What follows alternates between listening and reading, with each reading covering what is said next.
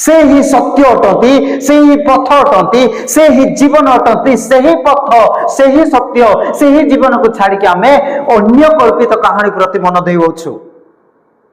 आज पर्यंत जदि आज आमे कल्पित कहानी प्रति मन देइछु तेबे सही कल्पित कहानी प्रति ठारू आमे माने फेरी आसीबा सत्य ठार मनोयोग देबा, सत्य वाक्य आमे माने मनोयोग देबा। तेबे परमेश्वर आम्भ मानकु सही सत्य वाक्य देबे, सही सत्य वाक्य आमे सुनिबा द्वारा विश्वास करिबा। हालेलुया।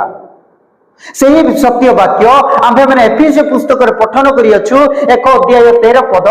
सत्य वाक्य जतेबेले तुमे सुनियछ, परित्राण वाक्य जितेबेले तुम्हें शुणियछ, सही वाक्य शुणिबा द्वारा तुम्हें माने विश्वासी हेयछ, तुम्हें माने विश्वस्त हेयछ।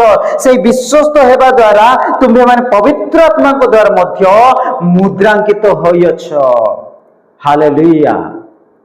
परमेश्वर आम्भ मानकु केवल सत्य वाक्य देउनांती, परमेश्वर केवल आम्भ मानकु सत्य वाक्य शुण बोली कहि कहूनांती, पवित्र आत्मा द्वारा आम्भ मानकु मुद्रांकित करूछंती।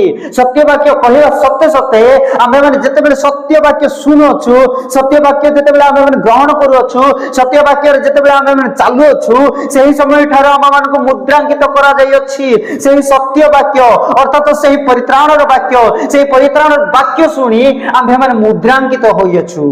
हालेलुया। परमेश्वर जो वाक्य आम्भ मानकु देइछंती, सेही सत्य वाक्य द्वारा